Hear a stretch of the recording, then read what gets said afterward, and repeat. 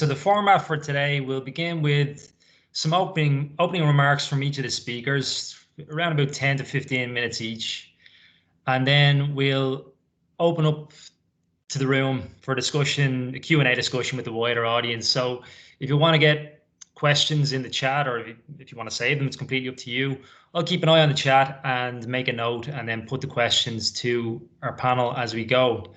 Then we'll have about 15 minutes at the end for some closing remarks from each of our speakers. We've got up until 6 o'clock roughly. So yeah, we might as well just kick on with it, I suppose.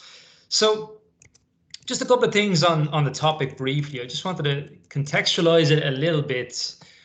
Today, the discussion is around reparations and so yeah, 6 p.m. not Eastern time. So 6 p.m. GMT, 6 p.m. GMT time, yeah. So today, yeah, the discussion today is around reparations and justice, and we're not limited to a specific context, but obviously we'll be talking about issues such as various forms of racism and historical harms. And I think a good place to start to sort of contextualize how the discussion, I think, has taken off a little bit or sort of received renewed attention in recent history was in June 2020, weeks after the death of George Floyd. The UN Human Rights Chief, Michelle Bachelet, called on countries around the world to, quote, make amends for centuries of violence and discrimination, including through formal apologies, truth-telling processes, and reparations in various forms. And she said reparations should not only be equated with financial compensation, it should include restitution, rehabilitation, acknowledgement of injustices, apologies, memorialization, educational reforms, and guarantees that such injustices won't happen again. And in a report a year later, she wrote, she's calling on all states to stop denying and start dismantling racism, to end impunity, to build trust, and to listen to the voices of people of African descent, and to confront past legacies and deliver redress. And so in Michelle Bachelet's comments on reparations and the history of racism there, we kind of see a clear relationship between who the oppressor and the oppressed are in this situation. But the reparations does have a bit of a mixed history, because historically colonial powers have been quite familiar with the use of reparations, and it's just more or less in a topsy-turvy way. In Haiti in 1825, when after over a decade of sanctions against Haiti who committed the crime of securing their own liberation from the French Empire, the French Empire then charged Haiti a financial sum of around 150 million francs for their own freedom, for compensation to the French Empire for committing the crime of securing their own independence from France. In today's money, that equates to around about, it's estimated to be about over 21 trillion US dollars. So in that context, France was the victim and Haiti was the aggressor, I suppose. In the 1860s, after the abolition of slavery in the US, the slave owners, the previous slave owners, were the ones paid compensation for the abolition of slavery and slaves achieving some amount of freedom in America. I say this because, yeah, it's got a mixed history, and it's not necessarily a clear where we would intuitively think the two sides of the divide of victim and offender lie in this history. So hopefully we'll have an interesting discussion here, I'm sure we will today, about the role of reparations, not just in criminal justice, but in wider social justice in the context of colonial history, and what its role is in the contemporary world. Okay, so briefly, I'll just introduce our speakers. I'll begin in the order I have them in my own notes. So I'll go to Angus first. Just a second. Okay, Dr. Angus Nurse, if you're happy to go first, Angus. is head of criminology and criminal justice at Nottingham Trent University. He was previously associate professor of environmental justice at Middlesex University School of Law. Angus has research interests in green criminology, criminality, critical criminal justice, and animal rights and human rights law. He's a member of the Wild Animal Welfare Committee and has previously worked in the environmental NGO field and as an investigator for the local government ombudsman. He's the author of several books, including Policing Wildlife, Animal Harm and Perspectives on Why People Harm and Kill Animals, Miscarriages of Justice, Causes, Consequences and Remedies, and which is co-authored with Sam Poyser and Rebecca Milne. And he's edited special editions of Crime Law and Social Change and co-edited 2 special edited collections on green criminology. I'll go on to Biko and Shodona before, but just so I'm not coming back to speak later. The next speaker we'll have, if you're okay, Biko, to go second. Biko Agozino is professor of sociology at Virginia Tech University. He's a scholar activist whose work focuses on people of African descent and other historically marginalized groups around the world.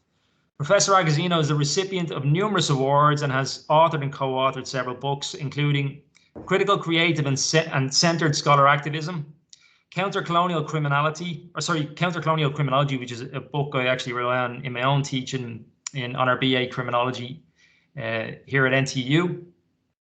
Also, Black Women and the Criminal Justice System Towards the Decolonization of Victimization, and the Death Penalty, debt being financial debt.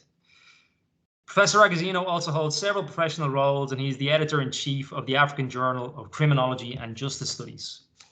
And then our third speaker will be Shodona Kettle, a PhD candidate at the Institute of the Americas in University College London. Shodona's research centers around reparative justice in Latin America and the Caribbean.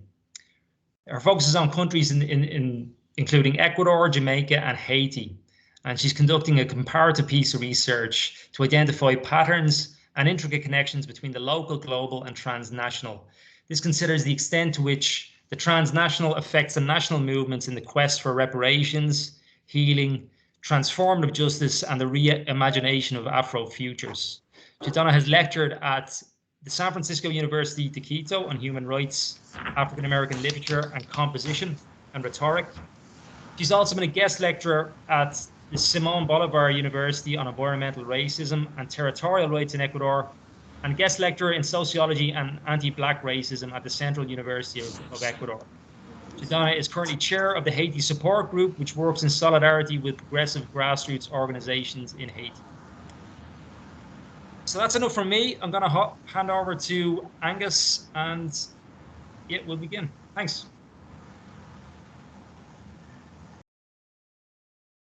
Okay, thanks, Paul, for the introduction, and welcome to everybody. I'm going to use a few slides as I talk through this, but before I do that, just to give you a little bit of context. So I've recently done a piece of work looking at specifically reparations court cases. So part of the focus of what I'm going to talk about is some of the themes that come out of the sort of reparations litigation. I stress this is only a snapshot because I can't cover it all in 15 minutes.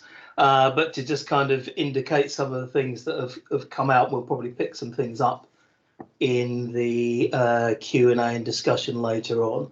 So I'm going to give a quick overview of this is kind of domestic litigation rather than sort of between countries, although another part of my work is around international human rights that we may come back to.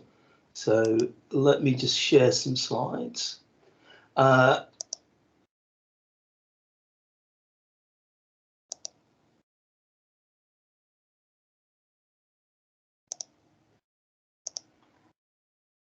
Okay, and hopefully you should be able to see those. So what I'm going to talk through a little bit is around kind of we may have different notions of what we talk about when we're talking about reparations, as Paul highlighted in his introduction. And from the kind of criminological perspective, what we're thinking about is reparations as something that amounts to a declaration from society that the harm caused was wrong, It can prove as a corrective to past failures of law and policy to protect citizens from state or corporate abuses.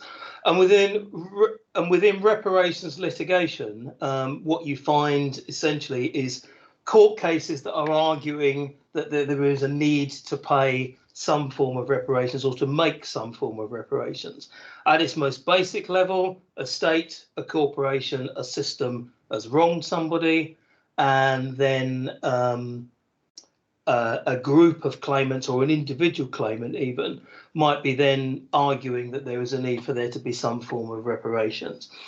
And part of what I did over the last couple of years is to try and look at as many court cases as I could that relate to kind of reparations litigation where people are making different kinds of claims. As I say, this is a bit of a snapshot, but part of the rationale around was to try and develop a kind of criminological perspective on what some of the issues are in reparations, and particularly in reparations litigation. So our starting point, as Paul indicated in his introduction, is often when we talk about reparations, we're talking about financial reparations, we're talking about money. But that isn't always the case. And in some cases, what reparations litigation is intended to do is to achieve some kind of recognition that some form of debt is owed and needs to be paid.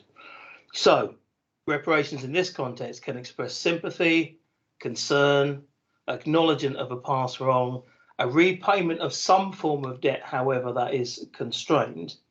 And the idea, particularly when you're talking about forms of civil litigation, is to try and redress the balance and repair the harm. So, having analysed a whole range of reparations cases, a lot of these are US cases, but not exclusively. What I found was that they essentially come down to three core types of cases. First one is what we would call a traditional class reparation suit. So plaintiffs who believe they have been wronged are claiming for some sort of compensation or redress. Many of the cases I looked at were based around the notion that defendants of slaves are owed money or are making a claim for lost labour costs. But there are other types of reparation that might be made in the context of a kind of broader conception of the harm of sort of anti-black racism and the legacy of slavery. So a broader notion of compensation might also be argued for.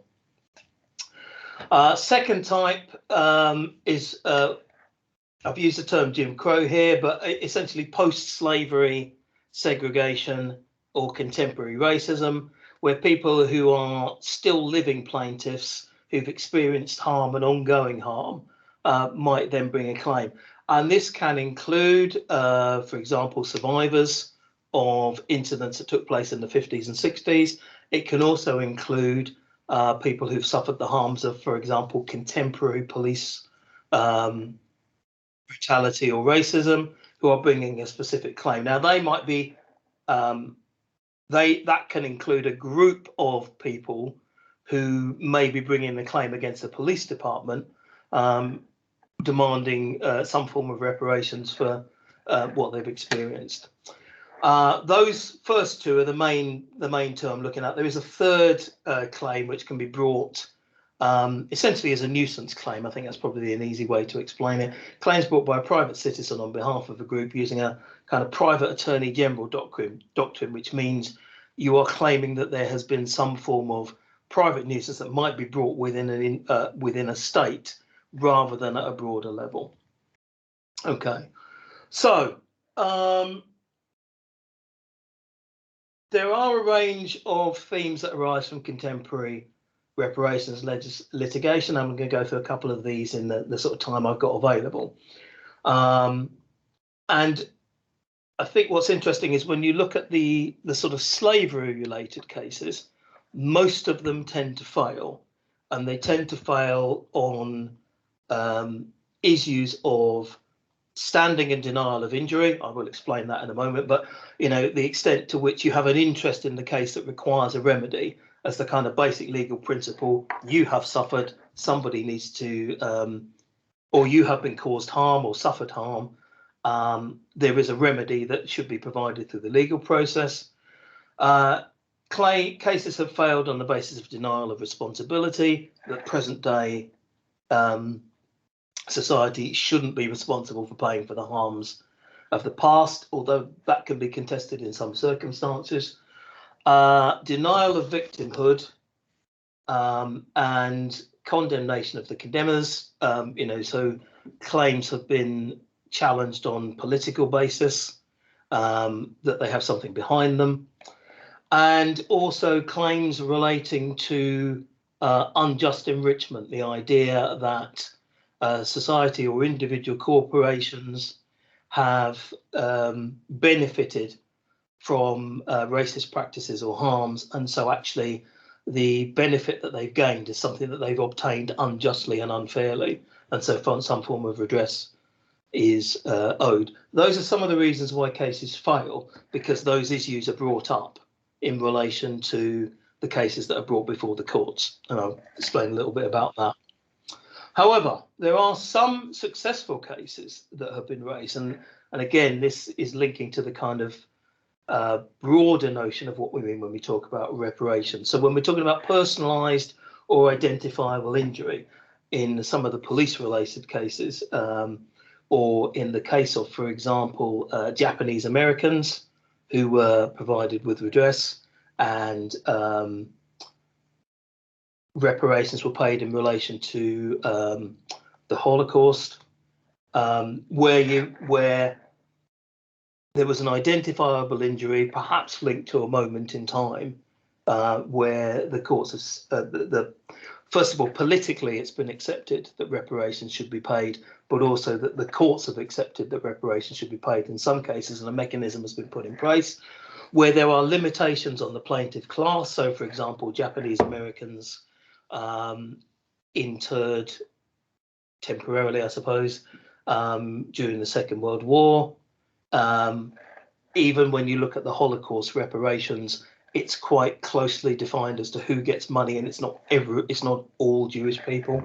Where there are limitations on the damages, where there's been a kind of agreement on the amount that should be paid and the set amount that should be paid, where there's been political acceptance of the past wrong, and that's done in context.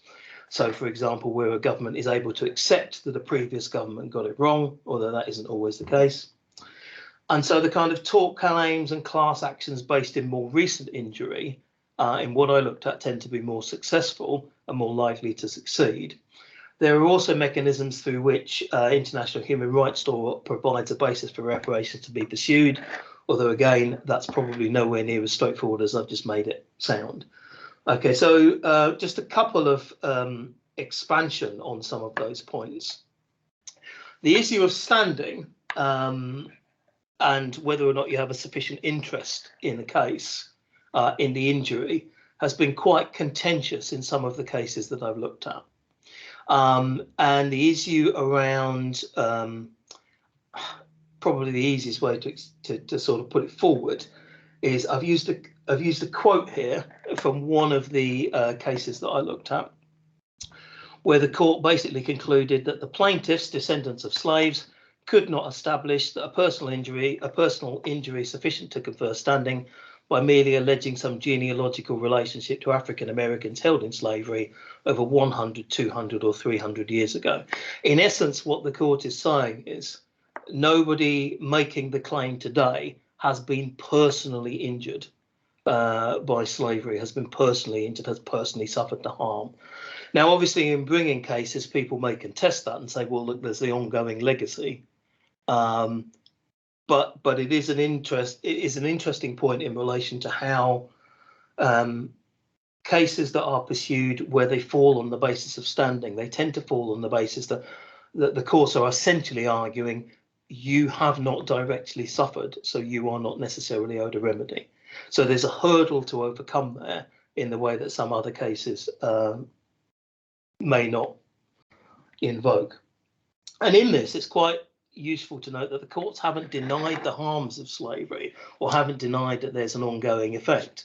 Certainly, in analysis of legal commentary in court documents, it's clear that within various trials and court documents, this is acknowledged and is largely unopposed. However, what is contested is whether a particular plaintiff in the 20th and 21st century can establish that they have a direct connection to the injury such that a remedy is required. Denial of responsibility and denial of victims. I've decided to quote our former Prime Minister, David Cameron, who on a trip to the Caribbean effectively argued that people should be moving on from talking about slavery and the harms of slavery in a present day context. If memory serves, Mr. Cameron was asked whether or not Britain should pay reparations for slavery and the harm done to the Caribbean.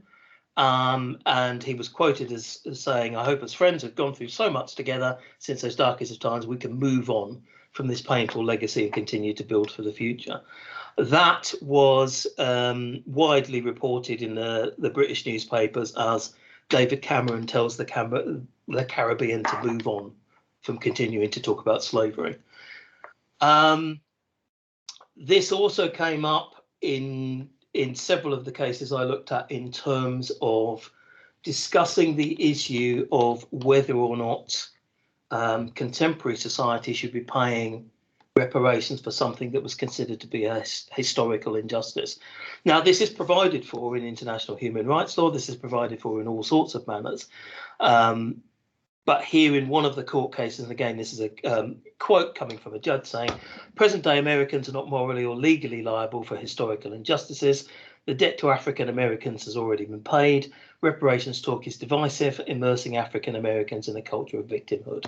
Other speakers may take up that theme, but it is that notion of present day society is not responsible for paying reparations for something that happened historically. Although arguably this has happened in relation to, for example, the Japanese American reparations that I've spoken about and the Holocaust reparations that I've spoken about, where actually the reparations that were paid were revised recently and additional money was made available. There is also a question around whether or not reparations should be a matter that the court should deal with, or whether it's a political decision. And this potentially gets a little bit more complicated. But this has again come up in a couple of court cases where the courts have basically said this isn't necessarily a legal issue, it's rather a legislature and a political issue. And in fact, some of the reparations that have been paid in other circumstances have been the result of a political decision. But here again, you have a court in one of the reparations compensation cases saying, this court is unable to identify any legally cognizable basis upon which plaintiff's claims may proceed against the United States. The claim was that the United States should compensate the descendants of slaves for a whole range of things, and effectively for contemporary injustice. And I am slightly paraphrasing, so other speakers may pick this up a little bit.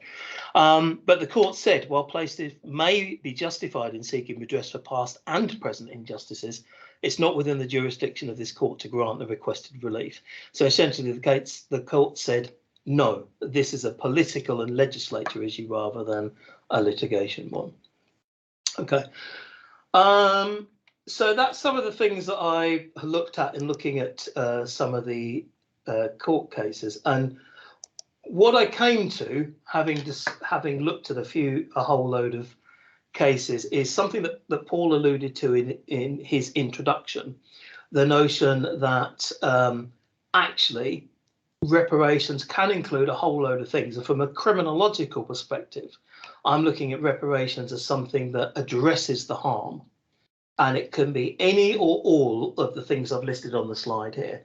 An apology, a fact-finding or truth and reconciliation style investigations of harm, as arguably happened in South Africa, formal declaration or recognition of harm and the association of justice, financial compensation for individual or group harm, settlement of the legal claims, some form of restorative penalty.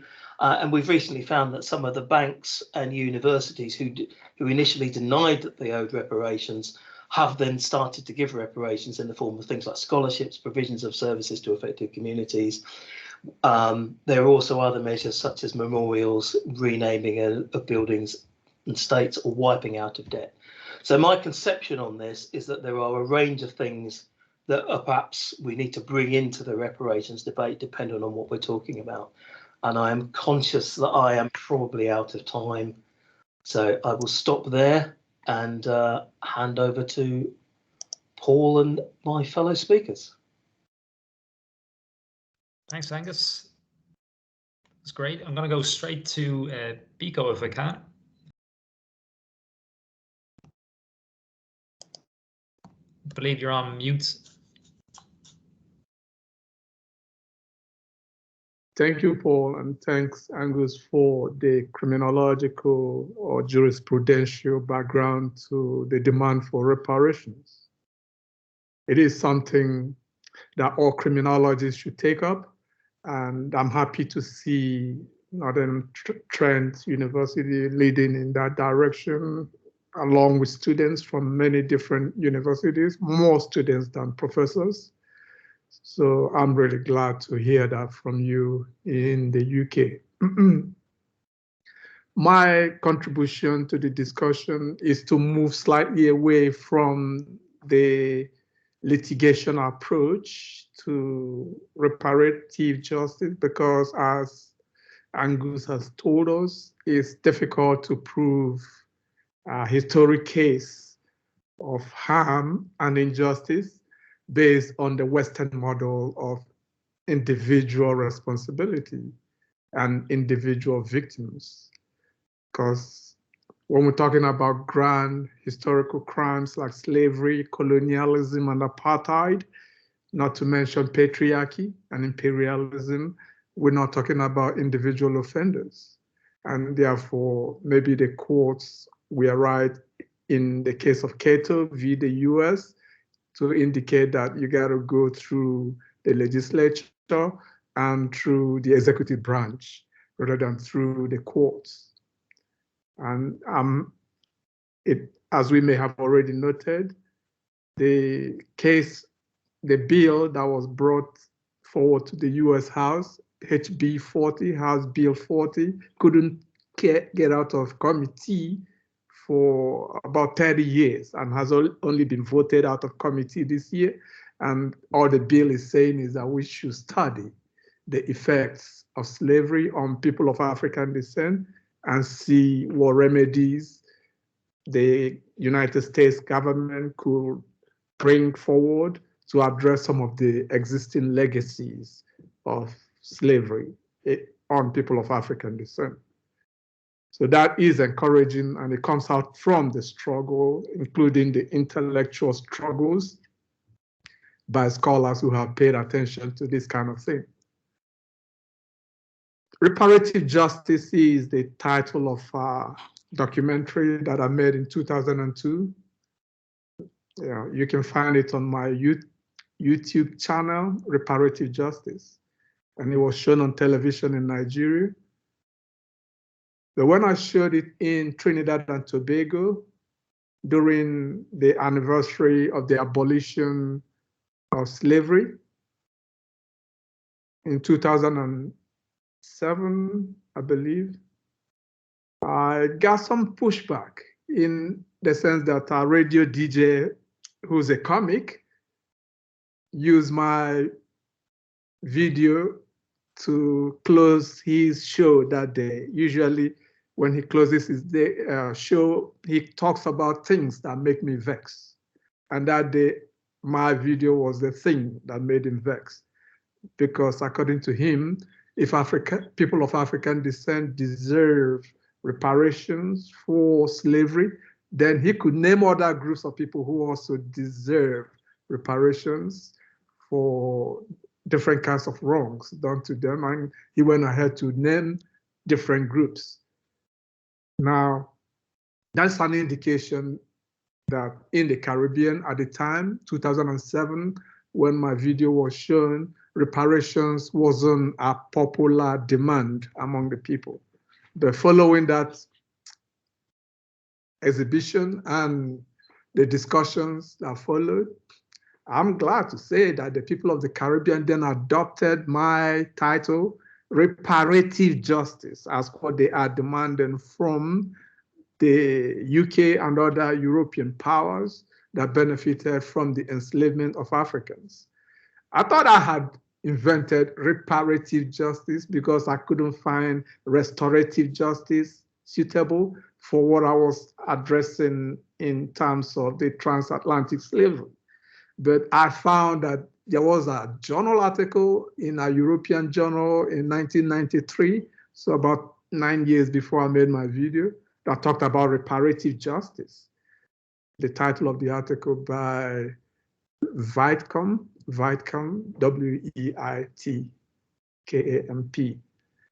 And he was talking about reparative justice as something that is common in acephalous societies, or what anthropologists, colonial anthropologists call headless societies, and I can't use some of the words that he used, but they're really pejorative words to describe reparative justice. But then he went on to talk about forms of reparative justice, and none of the articles he cited in that article talked about it as reparative justice. They talked about it as restorative justice, which means that we are really talking about an individual offender making restorations or restitution to another individual victim. Not really what we understand today as reparative justice on a grand scale. Yeah, but it's not only in acephalous or headless societies that you find the desire and demand for reparative justice. My supervisor at Edinburgh University, Peter Young, who's now at Hull, I believe, University of Hull, talked about this in terms of the fine as a penalty imposed by the courts that could be used for reparative justice or reparations from the offender to the victim. However, even he, in his dissertation on the fine, acknowledged that sometimes reparations or reparative justice is not punitive. It's not a case in which a court imposes a punishment or restitution or reparations on somebody before they can pay. Sometimes it's this person or group who caused the harm that acknowledge that something wrong has been done here and try to make amend or to try to correct some of the harm that was done without having to go through trial, without having a court impose a punishment. And this was the view of Neil McCormick, who was a professor of jurisprudence at Edinburgh University while I was there. In his view, sometimes reparative justice could actually be something that is empowering to the victim, because you do not have to go through shame, you do not have to go through punishment to realize that you did something wrong and that you want to make it up to the people who suffer.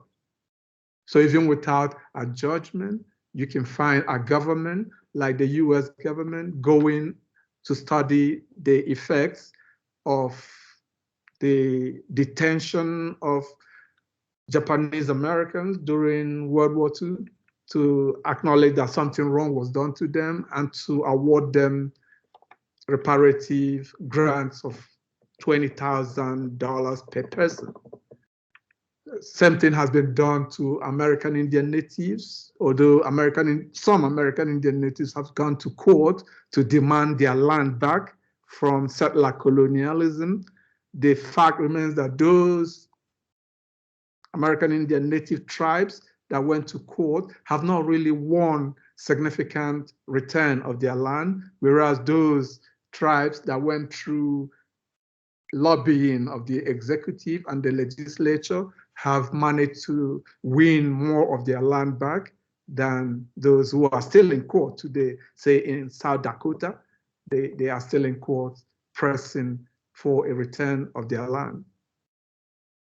And for that reason, people of African descent have been advised by top lawyers not to go through the route of litigation for many different reasons, including the fact that when lawyers win a litigation, the bulk, well, a sizable portion of the fund will go to the lawyers, sometimes up to 50%, or more commonly 40% of the award goes to the lawyers.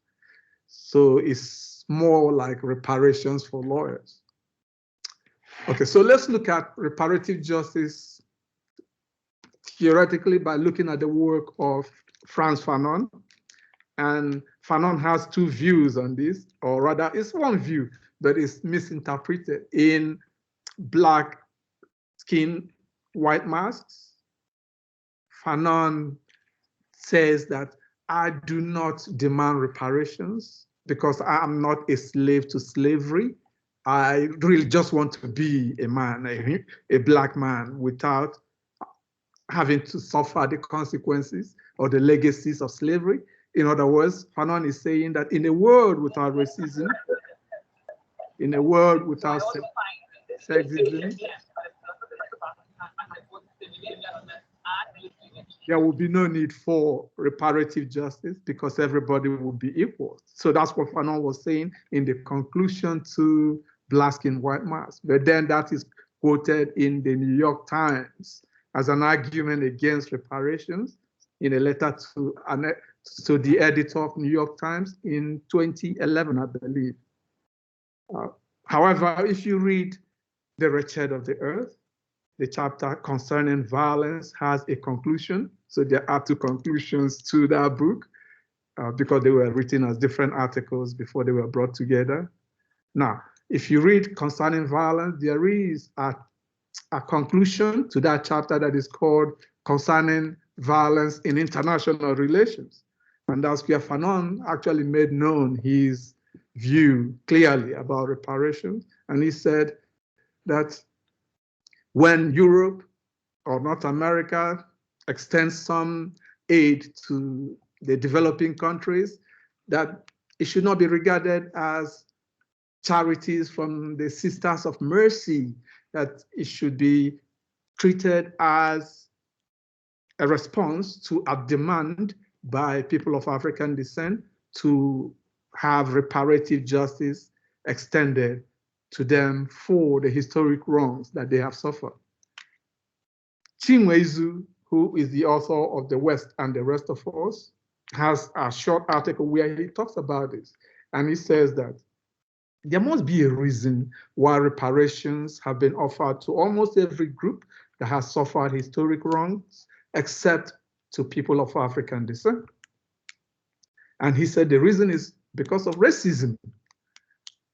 Now, if United States and Europe and Canada believe that they're not racist, then they should step up and address this lingering harm that has been done to people of African descent by people of European descent and the states that continue to exist today. So that was the view of Chinwezu, and he lists those previous reparative justice programs that were carried out, insufficient as they are. Then why is it that nothing has been offered to people of African descent in that direction? And Angus quotes the Prime Minister, former Prime Minister, saying that we are all friends. No, we ain't. You know, the slave master and the enslaved are not friends. You know, this is not a relationship based on friendship. It's a relationship based on force, on theft, on criminal activities that should not be swept under the carpet. And that is where reparative justice comes in. So I view reparative justice as the last stage of the decolonization process. Because if you have decolonization without reparations, then you're going to have neocolonialism to replace colonialism and continue the relationship of unequal exchange that will make the disadvantages permanent. So I believe that we as criminologists can contribute to this by, for example, going to South Africa to look at what happened with Truth and Reconciliation Commission, that there was something missing from truth and reconciliation, and that thing is justice. If you have truth and reconciliation, but you don't have reparative justice, then that's a big piece of the puzzle that you're leaving out outside the table. So you find the majority in South Africa demanding for reparative justice regarding apartheid gold, apartheid diamond, that big corporations stole from the people of South Africa, that can be easily accounted for and returned for the benefit of the majority of the people in South Africa. You also find it in the students' demand for roads must fall. And in addition to the pulling down of the statue of Cecil Rhodes, who stole all the land and diamond and gold in South Africa, they are also demanding for fees to fall. And that makes us wonder how the new South African government could have the heart to charge excessive fees to people in South Africa to get an education that will help them to serve their communities, when they could have abolished all tuition in public education in South Africa as part of the reparative justice that the people in South Africa are demanding. The article by Nicola Lacey et al. In the Oxford Journal of Law or something talks about this, but without reference to slavery. They mention South Africa and the Truth and Reconciliation Commission as an example of forgiveness, which is what they're talking about, whether we should blame or forgive people. I think my time is up, am I? Yeah, okay, so let me leave it there, and maybe during the discussion, I can come back to what I see as the examples of reparative justice, and also to emphasize that reparative justice is not for the benefit only of people of African descent, that whenever there is injustice, it affects the whole of society, not equally, obviously, and therefore we all, whether we are personally involved or not, should be in support of reparative justice. Thank you. Thanks, Biko. Yeah, I'm going to hand over to Shodona now. Is it okay if I ask, I did ask at the start everybody to get questions into the chat as they go, but I think it can be quite distracting for the speaker. But Shodona, are you okay if people start putting questions into the chat, or will I ask people to hang on until later? No, that's absolutely fine, however people feel comfortable. Brilliant. So after Shodona, we'll start the Q&A. So if people want to get their questions into the chat, please start doing it now, or when you're ready. Thanks. Shodona. Fantastic. Well, thank you, first of all, for the invitation to participate in this roundtable discussion on this important theme of reparations with the Criminology Department at Nottingham Trent University. I think Ian is going to help me with some slides, so if they, perfect. Okay, so I'm going to talk a bit about my research. So by putting into relation the manifestations for reparative justice among Afro-descendants in Haiti, Ecuador, and Jamaica, I contend that this opens up the opportunity to explain and conceptualize movements for reparations at the national, regional, and transnational levels, and what this can actually mean for reimagined Afro-futures and reparations politics. This trans-hemispheric approach crosses linguistic, cultural, and physical boundaries to pursue the historical, contemporary, and ontological relations between these three cases in their liberatory and reparative strivings. Could we move on to slide 2, please? So Afro-descendants and indigenous peoples in the Americas have confronted white, light, and mestizo supremacy since enslavement, emancipation, and independence. 20th century whitening policies and mestizaje ideologies relegated Afro-descendants and indigeneity to inferior spaces. This racial ideological apparatus of white superiority, black inferiority, was often internalized, shaping every aspect of Afro-descendants' lives. Many of the organizations mobilizing for the rights and repair of Afro-descendants demanded territory, ethnic education, and raising Black consciousness and ending racial discrimination. So if we move on to slide 3 then, why Ecuador? Ecuador is often overlooked in the Latin American reparations debate among Afro-descendants. And scholarship on reparations in Ecuador has predominantly focused on the different indigenous groups in their fights for territorial and environmental reparations. So if we move on to the next slide, and slide 5, in fact, please. And I thought it'd be interesting to open up with a quote from a member of the Rastafarian community here in Ecuador, where I posed a question in one of my earlier research projects as to what does it mean to be Afro-Ecuadorian? And her response was, I don't identify with being Afro-Ecuadorian. I'm Afro-descendant because I come from Africa. My roots are in Africa and not in the colony where they enslaved my ancestors. In Ecuador, there is nothing but racism and exclusion. And my nation is the Black nation. So I thought that would be a very interesting quote to open up with, so that you can kind of get an understanding as to how Afro-descendants in Ecuador feel in their own country. So going back to the literature then, literature on mobilization among Afro-descendants in the Latin American Caribbean region has generally focused on Brazil, Colombia, and Cuba, where enslaved Africans were forcibly transported in much greater numbers and over longer periods of time. Today, these countries have larger Afro-descendant populations than many of the other countries in the region, thus making them logical sites of scholarly investigation.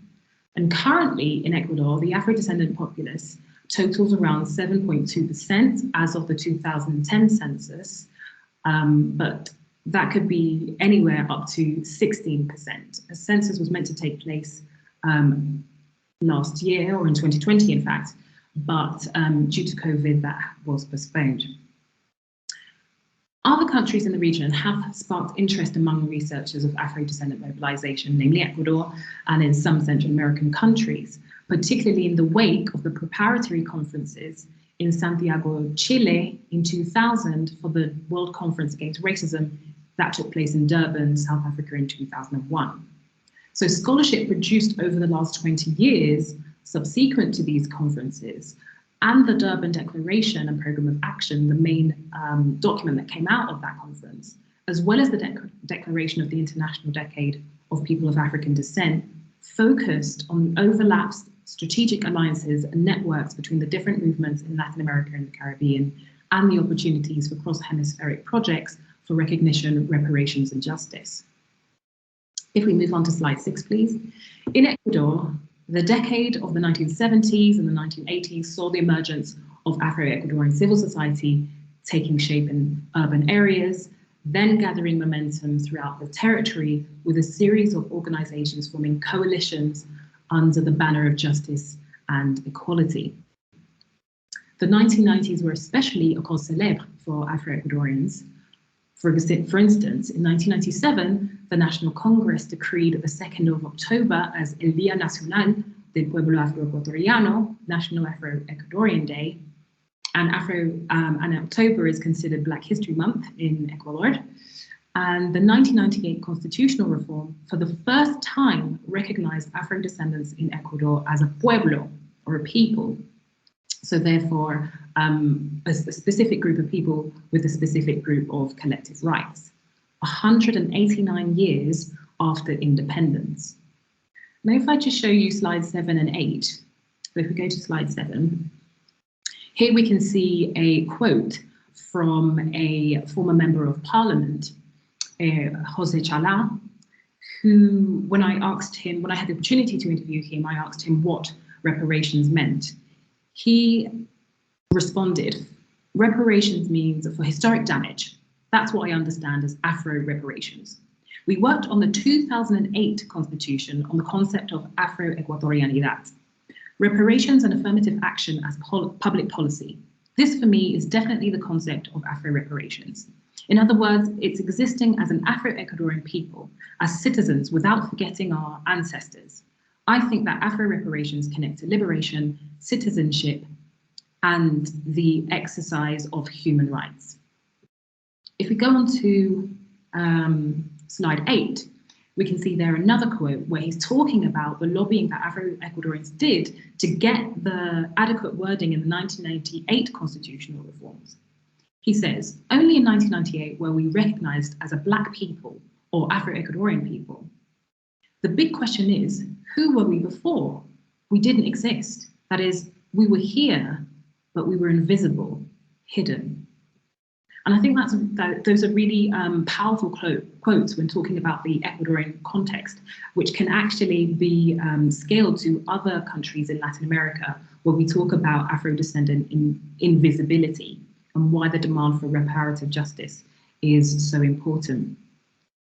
So talking about the movement then, the Afro-Ecuadorian movement, despite being a nascent movement at the time of the World Conference Against Racism, it was an opportune time for Afro-Ecuadorians to engage in this transnational dialogue and build strategic alliances with Afro-descendants in the Latin American and Caribbean region and beyond.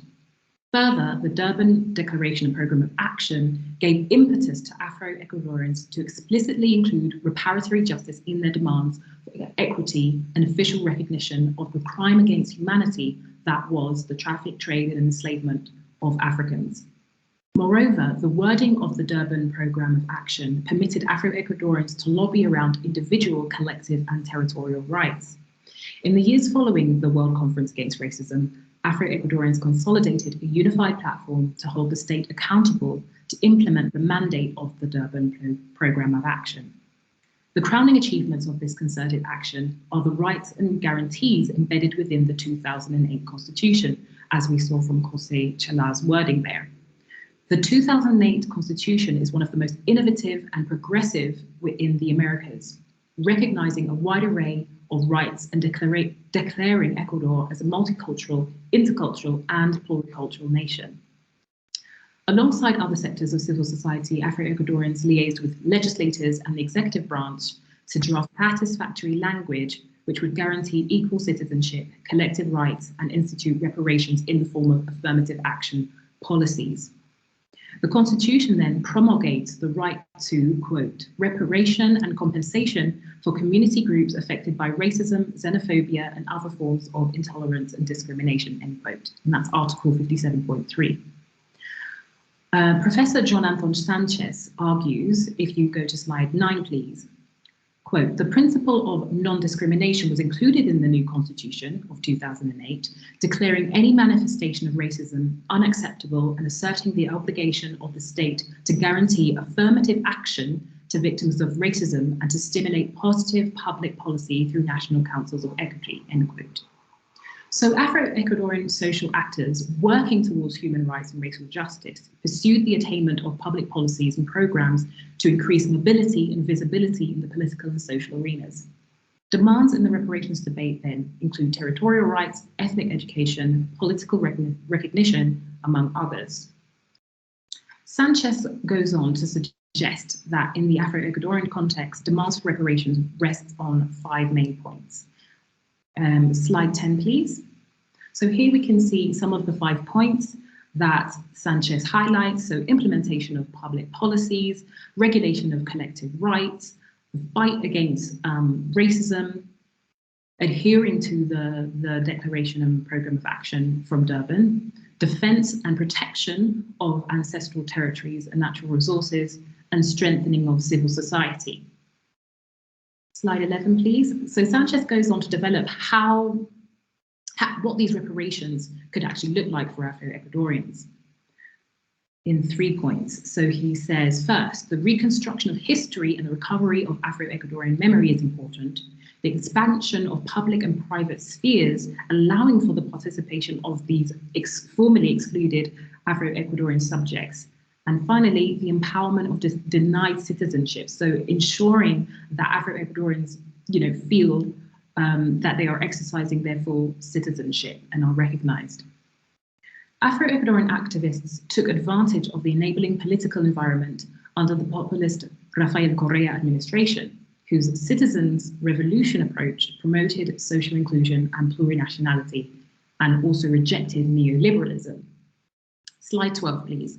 Here you can see a quote from President Guillermo Lasso, who came into office of May 2021, last year, and has a centre-right administration. His party paints a kind of contradictory picture. So in May of 2021, Lasso promised to create the long-awaited Technical Secretary of the International Decade for People of African Descent to demonstrate his commitment to promoting and protecting the rights of Afro-Ecuadorians. In November of the same year, so last year, during Lasso's official visit to Spain, in order to strengthen bilateral relations, he declared that Spain did not owe Ecuador an apology for centuries of colonialism. So this recent public revelation from Lasso is an opportunity for me, my research, to interrogate how this response complicates the longue durée for reparative justice to redress historical harms towards Afro-Ecuadorians. So I think in this presentation, it would be remiss of me to not include a particular case that is affecting Afro-Ecuadorians here in the northern part of the country. If we go on to slide 13, please. So this particular case is the Furukawa case. Furukawa Plantaciones is a Japanese company that has operated in Ecuador for almost 60 years and relies on agricultural workers to work in its 23 abaca plantations. So abaca is the material that we use for tea bags in the provinces of Santo Domingo de las Sachilas, Los Rios, and Esmeraldas. It is within these plantations where the majority of the workers are of Afro descent that gross human rights violations are taking place. In November of 2018, 3 research teams visited 11 campsites in the plantations, and they were accompanied by the ombudsman, who carried out interviews. And the findings revealed from the visit that the living conditions within these plantations are extremely poor and unjustifiable. The workers live in makeshift homes that don't qualify for adequate housing. Workers receive little to no remuneration, and they don't have formal contracts and lack access to basic services. Children who are born in the camps are not registered at birth. In fact, neither the children nor their parents have identity documents, denying them the right to nationality de facto. Children's right to education is denied since they are forced to work instead of being able to go to school. Afro-Ecuadorians who work in these plantations are living in conditions of extreme poverty, and the current context of COVID-19 exacerbates this particular reality. So in 2018, the current Ecuadorian administration was made aware of these tragic conditions that are predominantly affecting the Afro-Ecuadorian workforce, but neither the government nor the company remedied the situation. So therefore, the Ombudsman published its first report in February of 2019. There are families and workers who are seeking reparations on the grounds of gross damages caused by current conditions which equal modern-day enslavement. They want access and ownership to ancestral lands and the full enjoyment of social, economic, and cultural rights. In January of this year, the Ecuadorian Constitutional Court took up the case of 123 plaintiffs from the Furukawa plantation, highlighting that, quote, analyzing possible violations of rights from new forms of labor exploitation and slavery will allow developing the standards that constitutional justice must consider when there are charges of omission and the violation or not of constitutional rights, and at the same time define the parameters for the prevention and protection of contemporary forms of servitude, child labor, and labor exploitation of Ecuador. And that's taken from the Furukawa website. Now, I know that my time has come to an end, and that slide that I have there in front of you is a video. If Paul would allow me to show the video, I'd be very grateful, so you get an understanding of the Furukawa situation, please. And then I'll end my presentation. I'm not sure if you guys can hear the audio on your end, but I'm fingers crossed it'll work.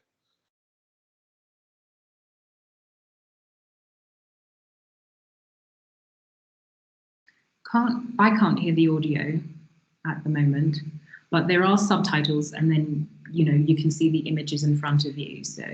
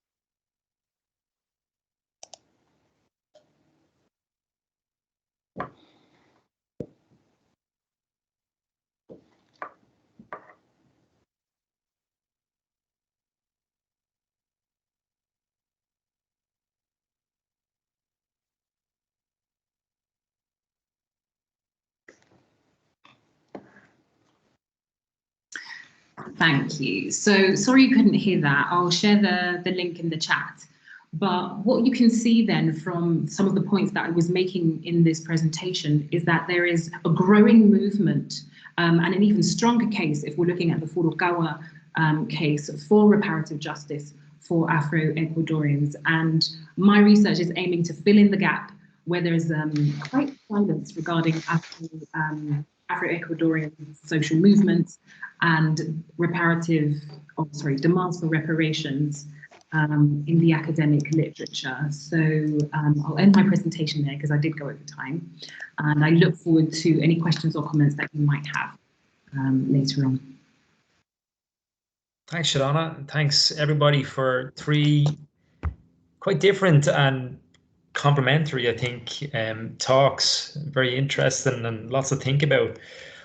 I think we've had one question in the chat, and then I'll also invite people to raise their hand and ask a question if they prefer to do that, just speak for themselves. But a question from Carol: in what form were reparations paid in America? Can you say something about the reparations paid in America and the significance of them? Yes, I think the question can be answered by looking at my article in Punishment and Society Journal in 2021. And on page 3 of that article, you can see a list of past reparative justice payments in the US, by the US, and some including Germany. So, for example, in 1921, the US recognized the rights of Colombia to Panama. And for excising Panama from Colombia, the US paid $25 million to Colombia in 1921. That's a lot of money today. The Mapuche of southern Chile are seeking the return of 30 million acres stolen by Europeans since 1540. The Inuit, known as Eskimo by some of Canada, were offered 850,000 square miles of their ancestral land in 1992. If you remember, this was shortly after Mandela's flight stopped over to refuel, and some Inuit came to greet him, and he braved the cold weather to go out and greet them and thereby lobby the Canadian government to accede to their demands, even though he caught pneumonia from going out to meet them that day. In the US, claims by the Sioux of the Black lands of South Dakota are in court. So they went to court and they haven't won yet. So the South Dakota oil pipeline protest is part of that struggle. And the US government is planning to give 400,000 acres of grazing land to the Navajo and some more to the Hopi in the southwest of the USA. In 1988, the US government admitted wrongdoing in the internment of 120,000 Japanese during World War II, Japanese Americans, sorry, and offered them $20,000 each. Japan paid reparations to the Asian countries that it occupied in World War II, and North Korea is still seeking $5 billion in damages for 35 years of Japanese colonialism.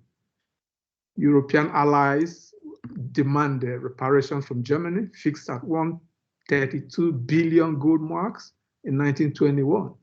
Further reparations were demanded at the end of World War II from Germany to the tune of $320 billion. Germany also paid reparations to the Jews for the Nazi Holocaust, including an initial sum of $2 billion plus $952 million in personal indemnities, $35.70 per month for each concentration camp inmate, and $820 million for the resettlement of displaced Jews in Israel, and other unspecified amounts. So according to Chinwezu, who listed these, it would be sheer racism to deny reparations to people of African descent for the 500-year-long Holocaust that people of African descent have suffered at the hands of people of European descent. So that's the list, and you can include more to it. But there are examples to show it has been done to other groups in the past. Why not to Africans? Let's admit it. Racism is part of the reason, according to Chinwezu, but you're welcome to disagree.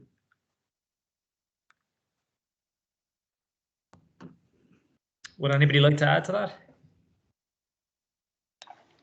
I'll just add, I think, because part of the question is directed towards me, I think it was in relation to the settlement of some cases and some claims involving the police. So not more widely. So I think I hope I'm answering the question. So in relation to the general slavery related cases, they have mostly failed. But in the kind of broader notion of some of the cases that I looked at in putting some of my research together, I looked at some of the settlements in relation to, I think specifically it's the Chicago police. Oh, sorry, and the question was how? And that was mostly in financial settlements. Okay. Okay, yep. Thank you. Does anybody else have any questions? Would anybody like to raise a hand and ask a question through the chat or by mic?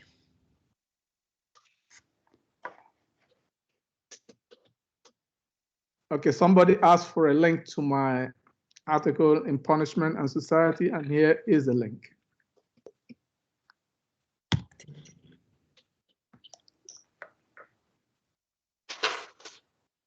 Thank you. I think a question from Ian. Ian says you'd like to pick up on a point that Biko made around the notion that reparative justice is not simply a response to slavery, racism, and historic harms, but also other groups. This is also a theme explored by Pat Carlin in her work around criminal justice in the UK, where she explores intersectional issues, including social class and ethnicity, among others. Given that those most in need of reparative justice are often from the most marginalised, excluded and under-resourced communities, do any of you have any reflections on the effective and meaningful ways to join such groups up and encourage sharing of ideas and practice locally and globally?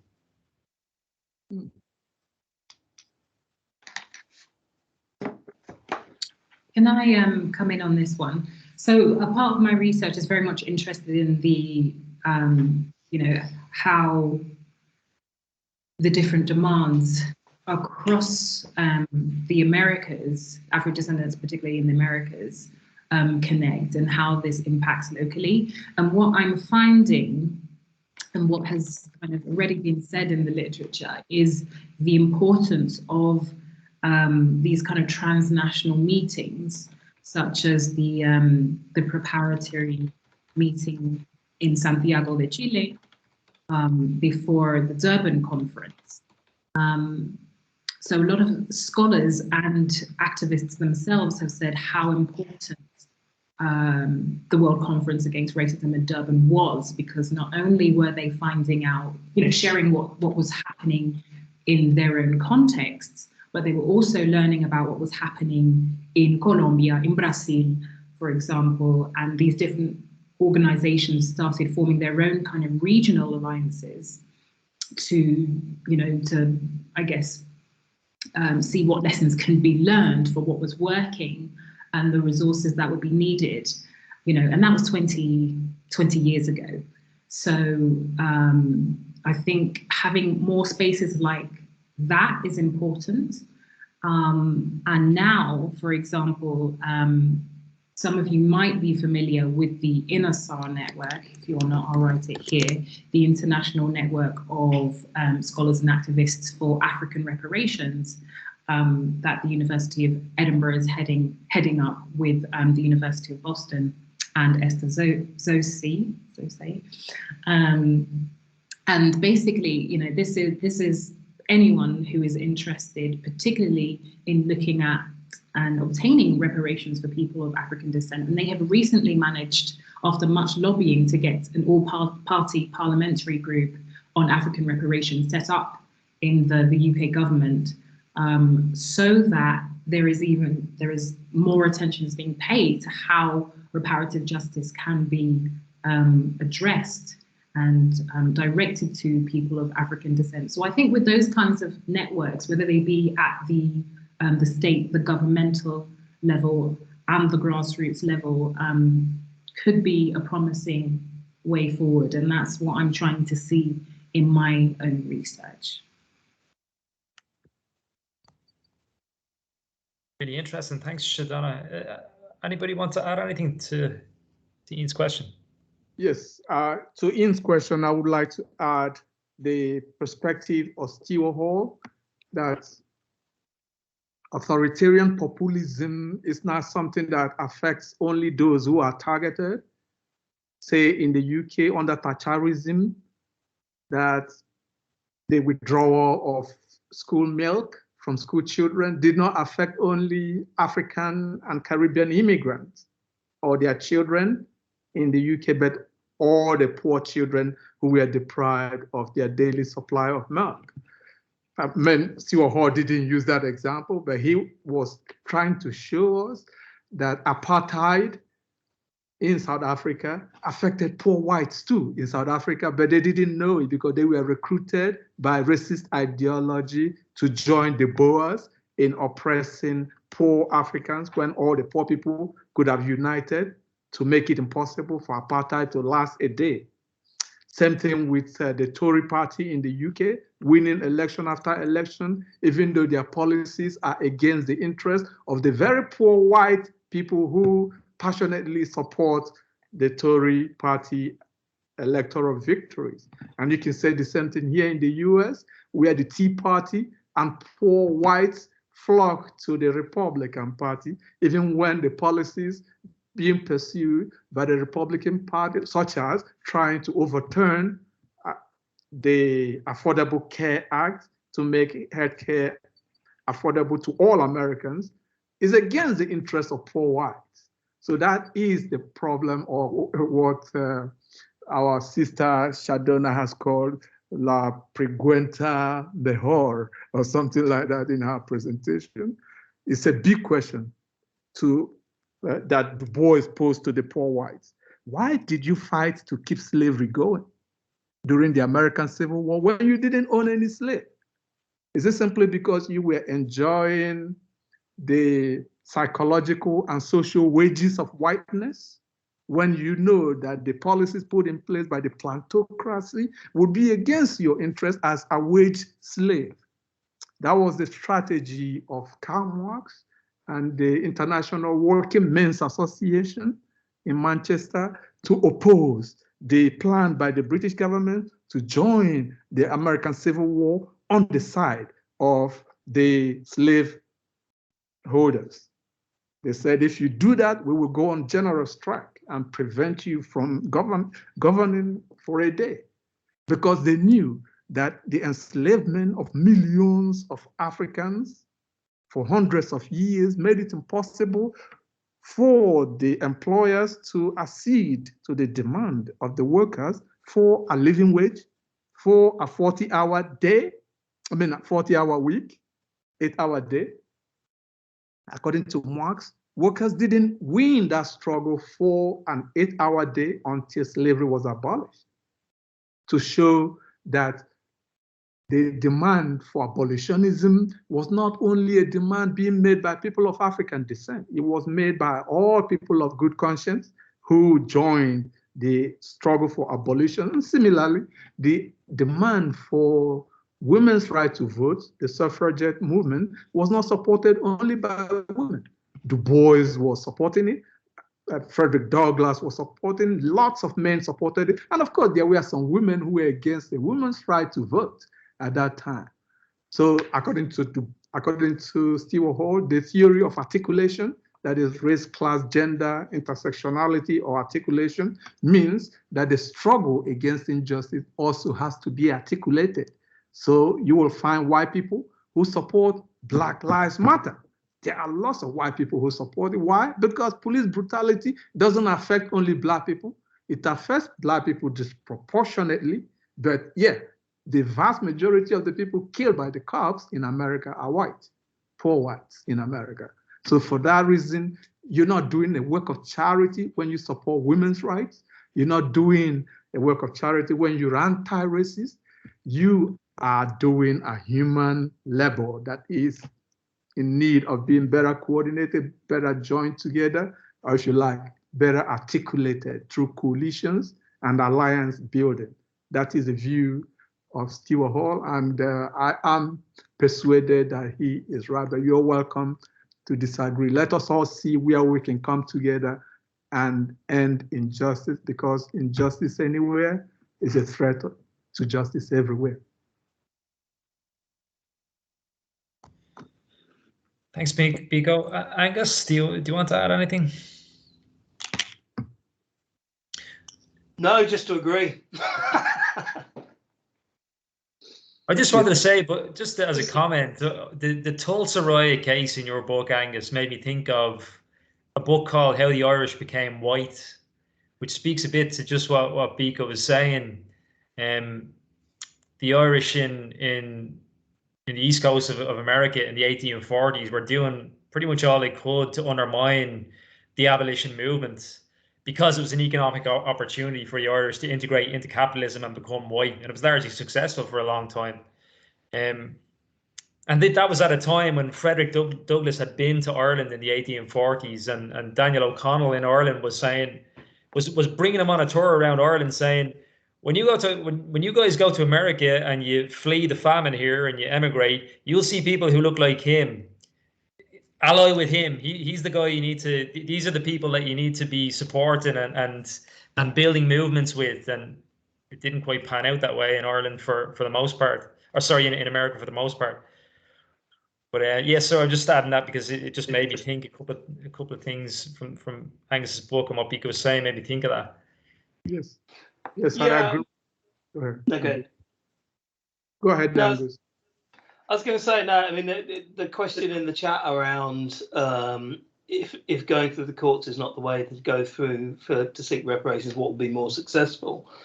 Well, I think, as Biko said, I didn't touch on this in my talk because I didn't have time, but things like the kind of Truth and Reconciliation Committee that's envisaged by something like the House Bill for HR 40. I mean, in one sense, it's the first step because, as I think I said, the Japanese American reparations got paid, despite the fact that at the time there were two legal challenges, and Paul will know this because I put it in the book. There were two legal challenges as to whether or not the internment of Japanese Americans could go ahead, and they essentially failed, and it was determined that it was legal. But with the benefit of hindsight in 1988 and then subsequently in 1990 when the reparations were paid, as Biko said, the 20,000, I think it ended up being $20,000 to the 60,000 then survivors. But also crucially, it came with an apology. It came with an apology that the 1940s government had got it wrong. And I think you don't necessarily. So that political acceptance is probably what paved it and made it a lot easier for it to take place.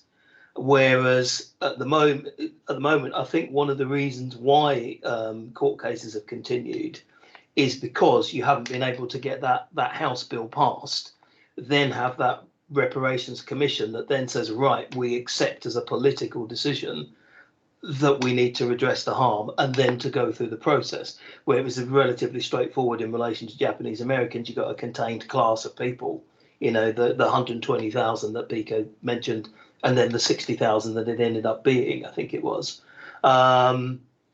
And so in one sense, I think it's reasonable to keep continuing with court cases. It's reasonable to keep continuing with that kind of litigation, and to also do it in one sense to look at particular people who benefited, like the corporations, who in one sense, the corporations and the universities initially denied that they needed to pay any reparations, but are now retrospectively accepting that.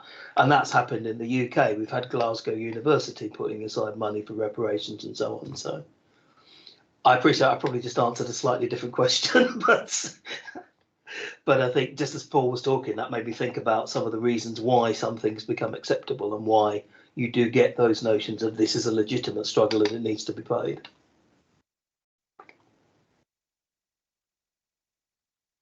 Biko, did you want to add something? I think you're on mute. Technology. Thanks, Angus, for answering that question from Chandra. I was hoping to get to it.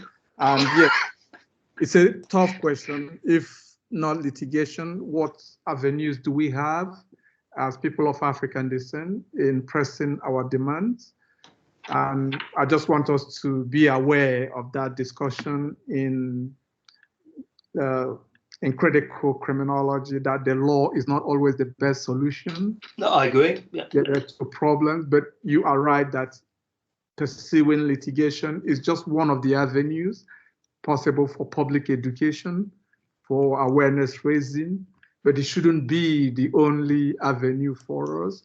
We should also pursue, as Ian suggested, coalition building, alliances building, and lobbying, but also voting in elections to elect governments that will be responsive to the kinds of demands we are making, if we can vote, if we are allowed to vote. The problem with litigation, as Angus highlighted for us, is that when you go to court, you are being forced to narrow down your claims to yourself, to your own group, and thereby ignore all the other people who are connected to your claim of harm, because the courts are going to dismiss your claim if you're not specific to your own standing, your own personal right to reparative justice, which is never the format through which you can address such historic wrongs adequately. For example, the Caribbean, it would limit their demand only to the English-speaking Caribbean islands, demanding from Britain. I think there's a book that has just been published, How Britain Underdeveloped the Caribbean, by the Vice Chancellor of the University of the West Indies. Whereas it's not only Britain that did that, it was Europe. All the European countries were involved in the enslavement and the underdevelopment of the Caribbean. And when you come to the US, there are people who call themselves American descendants of slavery. therefore they do not want anybody else to, if you like, benefit from any reparations package offered by the US government. It should go only to American descendants of slavery, not to people like Barack Obama, whose dad didn't go through slavery, for example. And of course, what our sister is talking about in Ecuador would say we're demanding only for Afro-Equatorian, not for people in Africa. But that's not a very strong strategy for coalition building. Maybe we should expand this demand to include all people of African descent when the University of Glasgow offered $10 million in reparative justice. That's what they call it, reparative justice, my title again, to the University of the West Indies. I said to them, come on, recognize that a lot of that harm was done to Africa by removing tens of millions of able-bodied people to be enslaved for 400 years. Why don't we get a part of the reparative justice from the University of Glasgow? Why did they pay it only to the University of the West Indies? And why didn't the University of the West Indies say, okay, we got $10 million. We're going to give $2 million to universities in Africa, and we're going to give $1 million to the historically Black universities in the US and South America, if they have one.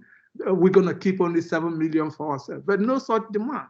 There is still incredible competition for a reparations package, even before it is won, to exclude people who shouldn't benefit from it, and thereby reduce or limit the impact of coalition building and alliances that should inform a struggle like this. On the benefit side, remember that the ANC consulted on the Good Friday Agreement that reduced the troubles in Northern Ireland.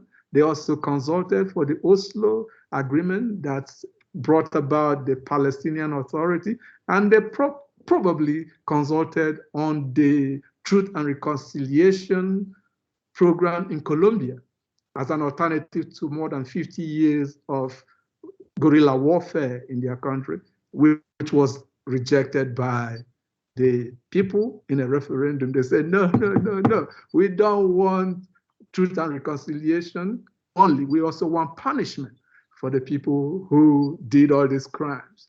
But their president was wise enough to go ahead and end the guerrilla warfare and begin a process of reconciliation, but again, without justice, without a reparative package for the Afro-Colombianos, who were the ones who took the brunt of these fightings in the rural parts of Colombia. So I'm saying to ourselves and to Europeans, to women, to the poor, that our strategy is always a broad unity to support the demands for reparations, even when they do not affect us, even when we do not start to gain anything from such packages. Remember, these are packages from corporations and from governments that will not give you that money if they didn't offer a reparative package. But it's not only about money, it's also about education. I call it the dream package. In my article, when you read it, I just send a link to it. D is for democracy. Wherever there are people of African descent, the poor and women, they should have the right to participate fully in the electoral process, and therefore politicians shouldn't be making it more difficult for them to vote, as they are doing now in the US and probably in other parts of the world. R is for reparation. Yes, there is some money to be paid, maybe to a fund that will be managed collectively by a committee elected by people of African descent. And there is a demand for education as part of the reparative justice, as University of Glasgow did with scholarships and stuff. All the universities in the UK now commendably have a statement against modern slavery, because they are required to do that. There's a law in the UK that requires that. But how about the 400 years of slavery against Africa? You should have statements against that too and commit to reparations. The way some universities in the US are doing, they have an association of universities studying slavery, because these universities were built with slave labor. and excluded people of African descent for a long time. So education is a key part of it. Offer more scholarships to people of African descent, and M is for mobility. You see what is happening in Ukraine? The citizens are fleeing their country and saying to African students in the country, no, you can't flee, you gotta stay there and die for Ukraine, right? And that's outrageous. In other words, you will see European countries and North American countries bringing in shiploads of Ukrainians who have fled their countries to become citizens in their own country, or refugees or asylum seekers, but not Africans. Whereas 30 million refugees exist in Africa today, 30 million, and they're talking about 1 million from Ukraine. So reparative justice package would recognize that Africans participated in building the modern world, in building North America. And if Europeans who fought against America in wars that killed lots of people, Britain, they have free right of travel to the US, but not Africans who fought to build America and defended America against the colonizers, and so on and so forth. So if they have a right to come and go, we should have it. We earned our right to come and go around the world, because we are forced for 400 years, millions of us, for 400 years removed from our places. How come we don't have visa-free travel to the US? Only South Africa does. In Africa, have a visa-free travel. It should be for the whole of Africa, in my view, as part of the reparations package. And we're not just coming to, to be sponges. We are coming to provide technical foreign aid. There are more than 200,000 medical doctors from Nigeria alone working in the UK and in Ireland, and many more here in North America. They're not just asking for handouts. We are here to provide technical foreign aid. If it was Europeans doing that in Africa, we'll call them all expatriates. But because we're Africans, they call us immigrants. We're just coming to try to take their jobs, which is not true. Thank you. Thanks, Biko. Shodona, you had your hand up. Yes, I had quite a few things to say. I'm not sure if I can remember them all now, but this was related to the, what else could we do apart from the courts? And part of my research is finding out, what does reparations look like in these particular 3 case studies? And the fact that Jamaica and Haiti are part of the Caribbean community, CARICOM, 15-state bloc of countries that are demanding reparations from Europe.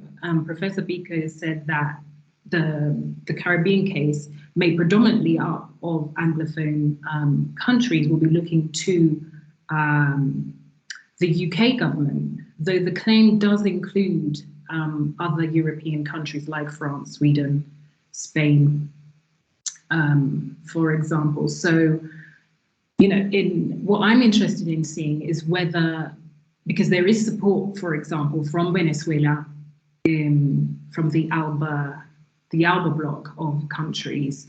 So when in 2013, when the Caribbean community officially, came out with their 10-point plan, for those of you who aren't familiar with it, please do look up what this plan includes. There was a lot of support from Cuba, for example, from Venezuela, and from countries here in South America as well, that reparations should be paid. So it would be interesting to see whether there is actually going to be outright claim and support from countries like the Spanish-speaking countries, for example, in the Caribbean, and if they are going to look towards Spain. Because what's interesting, and what I actually didn't highlight in my presentation, is that the Ecuadorian claim isn't looking to Spain.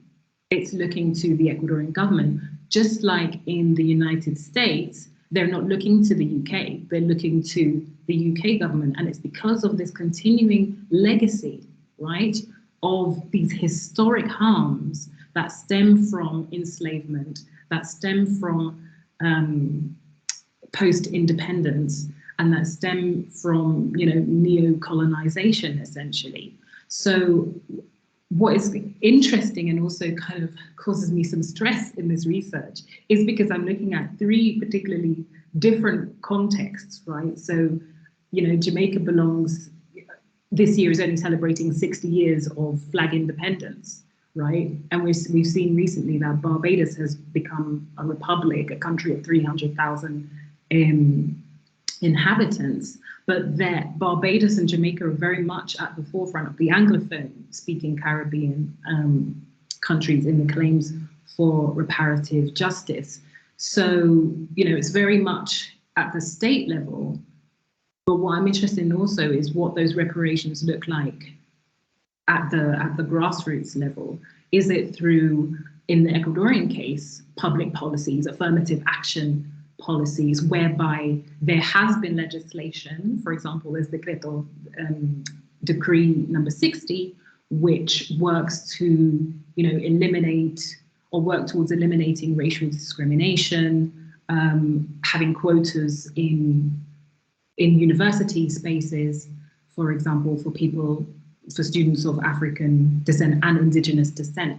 And that's also interesting, as Professor Biko was saying, you know, building these alliances is very important. And in context here, where you have roughly a similar level of indigenous groups, numbers, and Afro-descendant groups here, and there's another group, because remember, Ecuador is now plurinational, intercultural, called Montubios. You know, they've been kind of working together to get this language changed in law so that they can use law and public policy to lobby the state, to lobby the government, to implement some form of justice for these particular groups. So they are kind of working together, I would say, and the Caribbean claim also does have in their 10-point plan reparations for native genocide as well, and having another point whereby for those who want repatriation, going back to Africa. So that really does include the Rastafari community, who have been essential to bringing together the CARICOM 10-point plan. So I think there are different ways as well. So looking at religious philosophies, cultural philosophies, like Ubuntu, for example. I know Afro-Colombians are very much bringing in the language of Ubuntu. Somos porque somos. I can't think of that in English. I am because we are. Somebody help me out here. I am because we are. Somos porque I exist because we exist, basically. So it's this, you know, the philosophy of having to work together, essentially, and going back to our roots.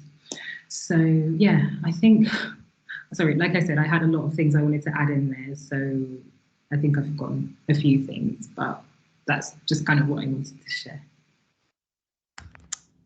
If I might ask a question, we've got a few minutes left. I'm wondering what your assessment is of the time that's passed between, say, the global Black Lives Matter movement protests in June 2020 and where we are now. Because it seems to me there's been a fairly cynical backlash against the gains that were made, and that power seems to be defending itself. And we can see it in, you know, the school system, the idea that critical race theory is a threat, a branch of philosophy is a threat, or, you know, it's this sort of ridiculous argument that's being made. I wonder what your assessment is of where we are now, and is that, are we in a position or a time where we need to be concerned about things? Is this business as usual? Or, and also, what reasons do we have to be hopeful in working towards reparations?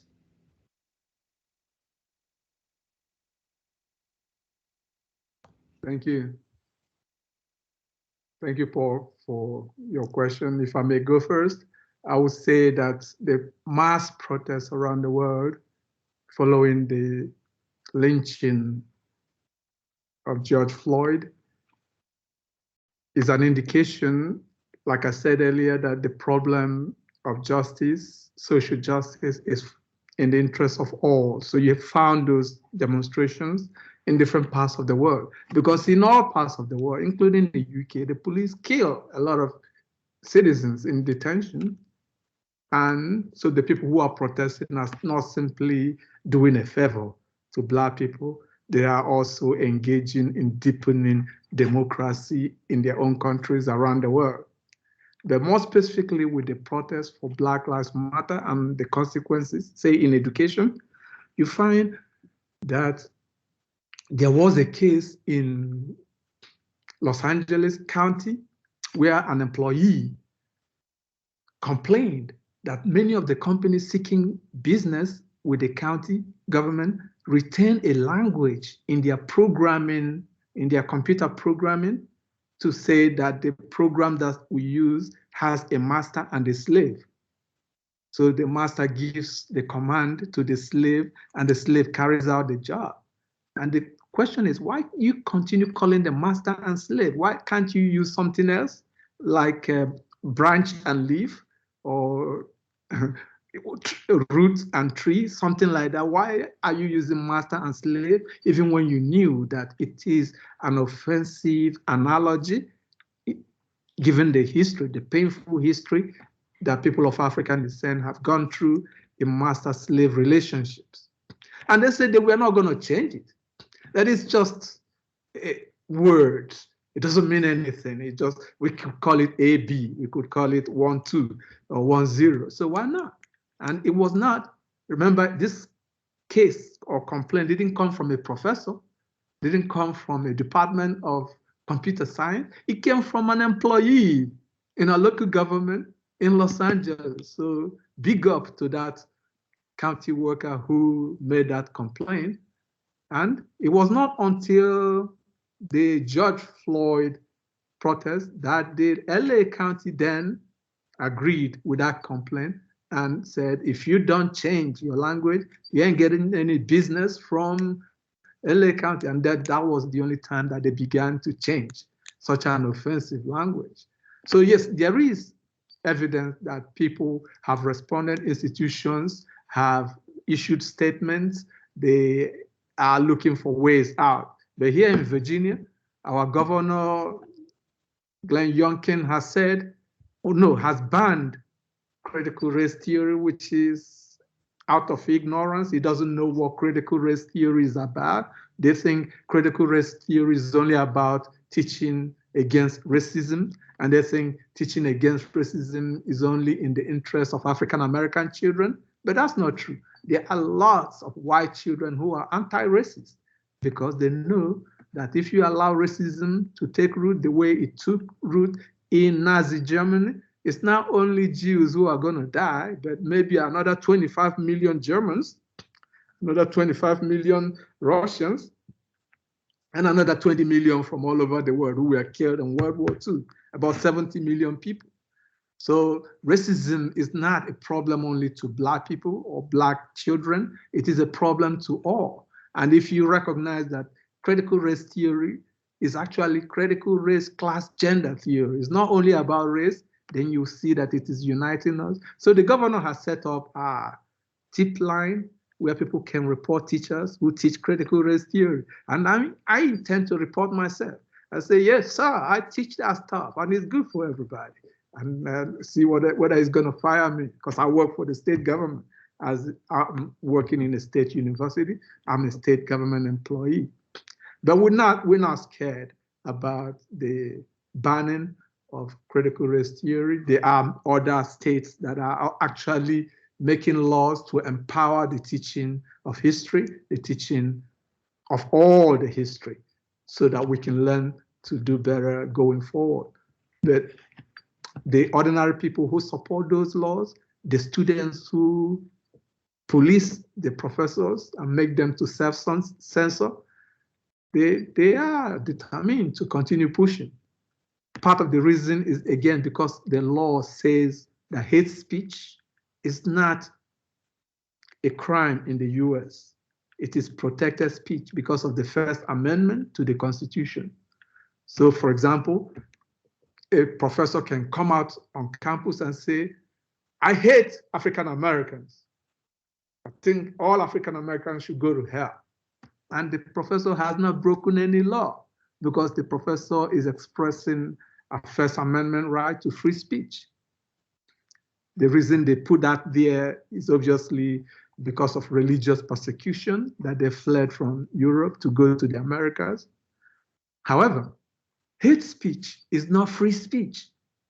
Even in the US, it might not be a crime for you to go out there and shout that you hate all women, or you hate all African Americans, or you hate all poor people. But you could get fired from your job for creating a hostile work environment. So it's not a crime, but it's not protected speech either. It is expensive. And if the university that employed you allows you to continue to say things like that, then the university can be sued for allowing a hostile work environment. So that kind of distinction is difficult for university administration to make. But when they try to make it to say, okay, we're not going to allow hate speech on campus, the students go to court to say that's against the First Amendment. And the courts tend to side with the students because the First Amendment is almost a sacred amendment to the US Constitution. Unlike, say, in Germany, where Holocaust denialism is a crime. It's not a crime in the US because of the First Amendment, but I keep arguing with my colleagues that just because it's not a crime doesn't mean that it is legal. That is a problem of relying on the law. My colleague in Australia, Giannakopoulos, calls it nomophilia, the love of the law, as the solution to all problems. But if you love the law too much, I told that colleague in Australia that we shouldn't call it nomophilia, we should call it nomophilitis. It's a kind of a mental health condition that people should address seriously, because sometimes the law is not the best solution to any problem that you might have. Maybe Ubuntu and the word house of Martin Luther King Jr.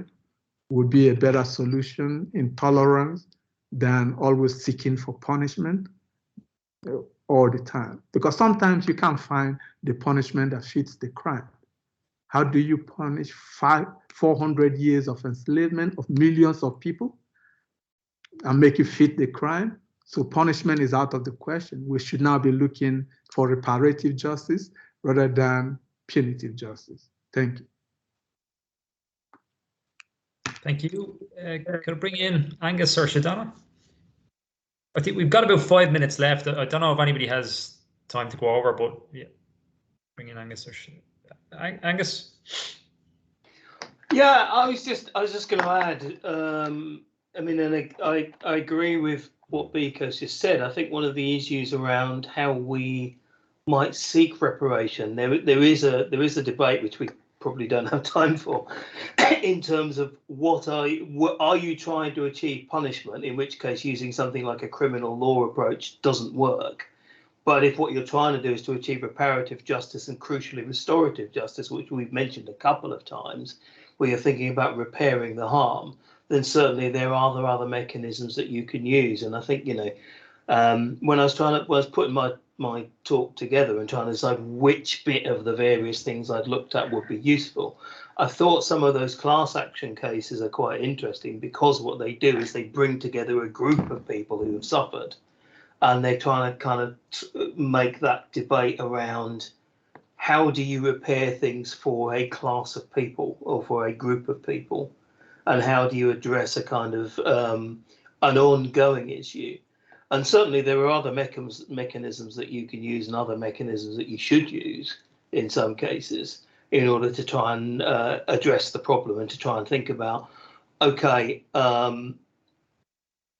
particularly where what you're trying to do is to be forward looking, not backwards looking. So it's not just about punishing, and it's not just about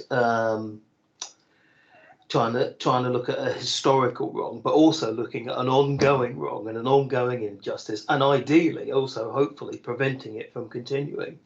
And I think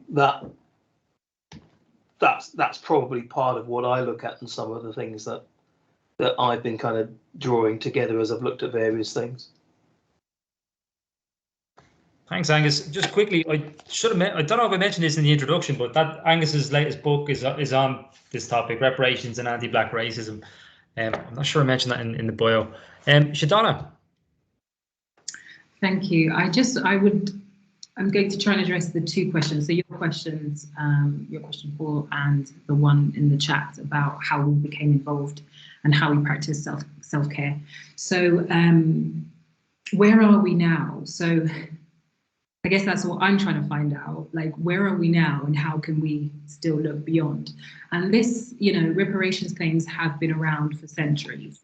If we're looking specifically at people of African descent, they have been resisting for centuries, and we are still here having this debate. And I think it's to continue, to be honest.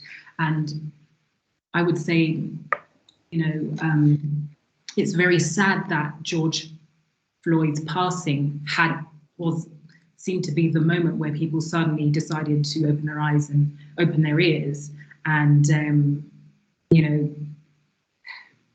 don't want to say jump on the bandwagon, but pay attention to issues that people predominantly of Afro descent are facing. And I'm very grateful for that, and that people are now willing to talk about reparations and addressing historical ongoing harms. So I think I'm very grateful the conversations are happening, the research is happening, changes are being made slowly. I recently went back to the UK, and for me, just even the adverts, seeing more, not only white faces on the television, but Asian faces as well, because I think people of Asian descent are often not incorporated into certain conversations, particularly when we're talking about the British Empire. And also, obviously, people of African descent and Latin Americans as well. So that was something that, I found myself smiling, because thinking about what's happening here in Ecuador, there is a very long way to go. When I came here, I was told Ecuador is about 20 to 30 years behind in terms of being open-minded in certain areas. So that's what I have to say in response to your question, Paul. And very quickly, the question about how I got involved.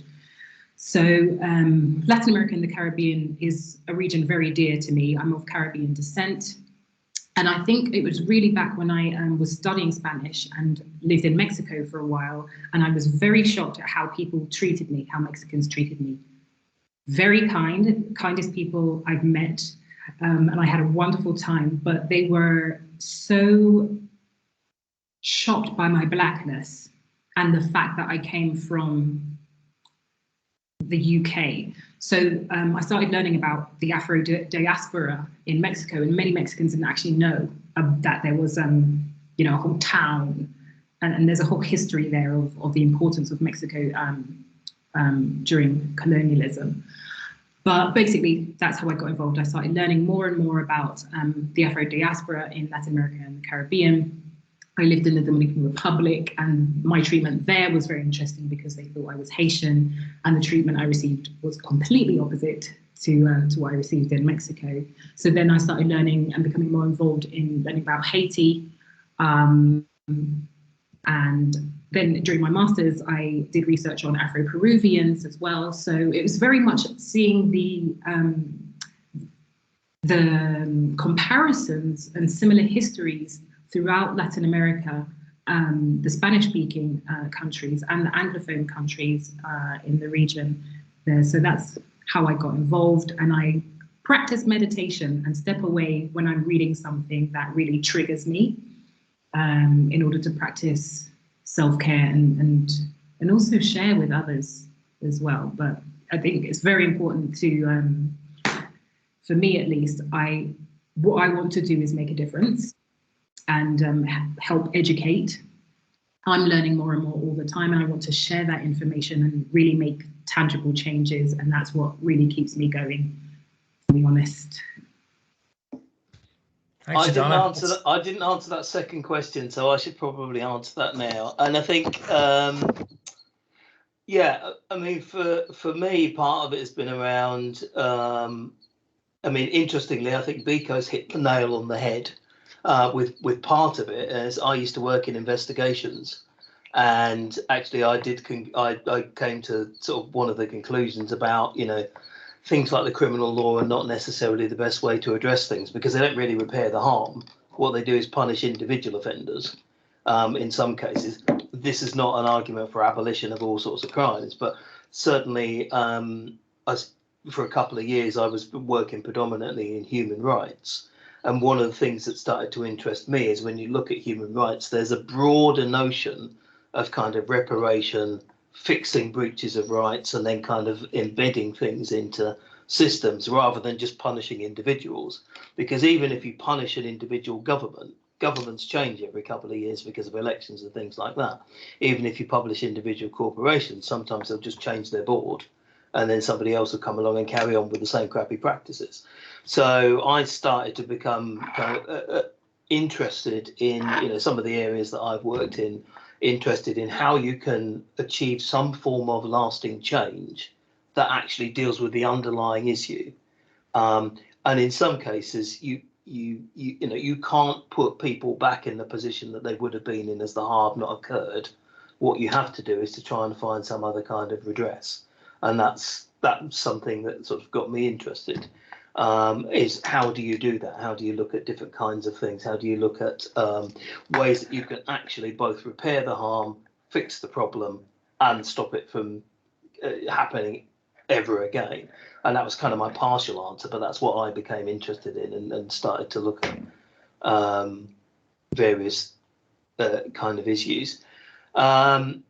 In terms of the self-care bit, that is challenging because, you know, you will read and come across lots of material. I mean, certainly when I was reading stuff about police brutality cases, that was something I found quite difficult to read, because you know, certainly in some of the ones I talked about earlier on and mentioned in the book, you're talking about not just the systematic brutalization of African Americans or black citizens, but the structure behind it that means that the people doing it are pretty much protected.